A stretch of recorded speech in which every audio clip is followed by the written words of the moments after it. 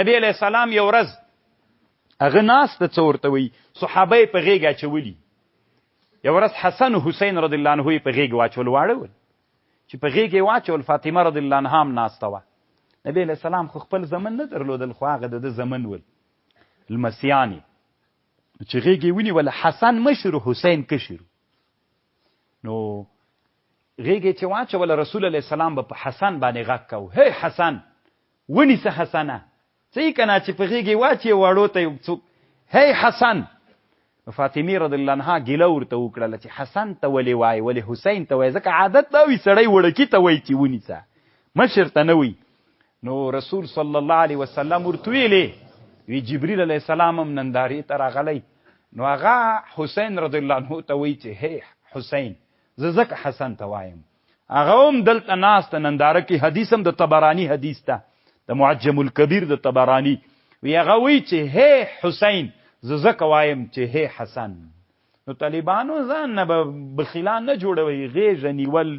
د یو سنت دا کتاب پیدا کوي طالبانو المصارعه الى المصارعه تند ورسه تیز ورسه غېږې ته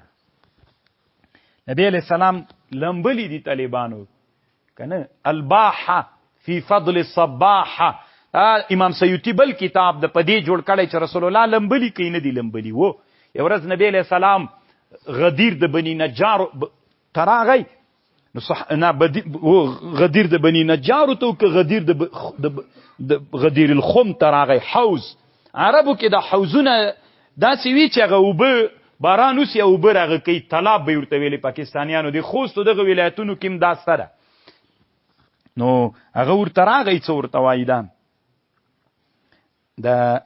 نبی علیہ السلام ویلې صحابه ته ویلې وای ار ملګری دی خپل ملګری سره یو ځای اوبو ته وردانګي صحابه ورتلل لمبلي یو ار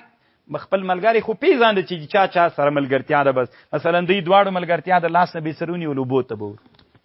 اخر کې ابوبکر صدیق سے پاتې سو نبی علیہ السلام ویلې لو كنت متخذ خلیل لاتخذت ابا بکر خلیلا بس دوی دواړو یو ځای ورودانګ یو ورځ نبی علیہ ابو بکر عمر و عثمان رضی الله عنهم لمبل نبی علیہ السلام په تیګ ورته ناستو چالي جوړ ک دا عثمان صاحب دسي عجز سړیو نو عثمان رضی الله عنه ته ابو بکر صدیق سے عمر چل جوړ ک چې دای به وبو کې خمنډو نو چې پس رامنډ کړل دغه ته رامنډ کړل رسول الله سلام ال ته په تیګ سیل ته ورته ناستو هغه ته رامنډ کړ نبی علیہ السلام ورته لې چا چې مان امن غوښت ماغي ته امن ورک څومره خوان کوي طالبانو دا نه چې تسبیح واړه و دا ځوند دسي ځوند طالبانو نورم ده ځوند ډېر خوندور ځوند د رسول صلی الله علیه وسلم یو کتاب د طالبانو دا کتابم پیدا کوي الفقاه والمزاح زبیر ابن بکار جوړ کړی ډېر ښه کتاب د طالبانو ډېر خوندور کتاب ده یعنی دا اکثره د صحابه او د تابعین هغه رسول صلی الله علیه وسلم طالبانو ته ورته ګوره رسول علیه السلام به دومره خوندور ګپ کله لګوي صحابه سره یو ورځ نبی صلی الله علیه وسلم ته میلمه راغلی ده کافر راغلی ده دعوت په اسلام شروع ده وښی راوستلې باندې ولاړه د جومات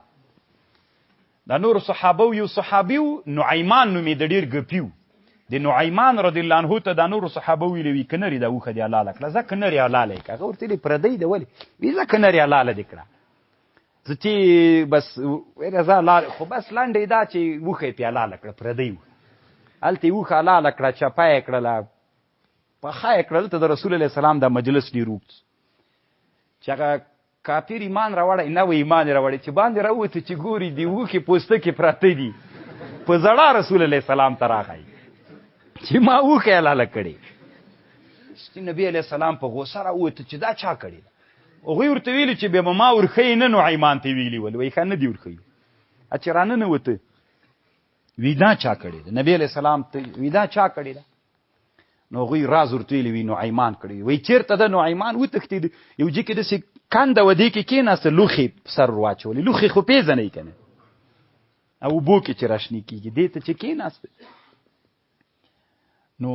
صحابه و داسې ورته ویلي وي ای د الله رسوله نعیمان دلته نسته تی په ګیر ورکړه چې نبی علیه السلام ورته راغی نو دی داسې ناسته لوښې پې پرتې دي. نبي علیه السلام چې دا لوښې تر نه را لرې کړې مخې ګردجن سوي وو. نبي علیه السلام ورته وخندل، له لاسې راونیوې، راځه 2 دانې به نورې ورکړم،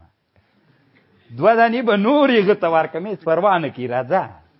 دومره طالبانو صحابه رضی الله عنهم سره رسول صلی الله علیه وسلم دغه نعیمان چې و طالبانو اوس خو میاشت شروع کړې دوی درته وایم. دغه نعیمان به کله کله به نبي علیه السلام مسجد نبوي کې ناست و، نبي علیه السلام ته به یې انګور راوړل، کې به یې ښودل، نورو صحابو ته به یې ځان داسې کړ چې یعنې خو یو سخي سړی یم. هغه چې نبي علیه السلام وخوړل، بله ورځ ته به چې نبي علیه السلام جومات کې ناست و، دروازې ته به راودرېدی، وایي السلام علیک یا رسول الله. هغه ورته ویلې وعلیکم السلام. نعیمانه ته چل دی؟ یا پیسې غواړي؟ وایي کومې پیسې؟ ولې زه انګور نه خوړل. موډ به هم دلته کوي. یوه به یې بل هم درته وکم، بیخي ډېر ګپي صحابي تېر سوی نعیمان. یو دی و، یو سویبت ابن حرمله، دی دواړه ملګري وو. ابوبکر صدیق و، سویبت ابن حرمله و، نعیمان. دا خبر طالبانو علامه ابن حجر الاصابه فی تمیز الصحابه کې هم لیکلی. یو ورځ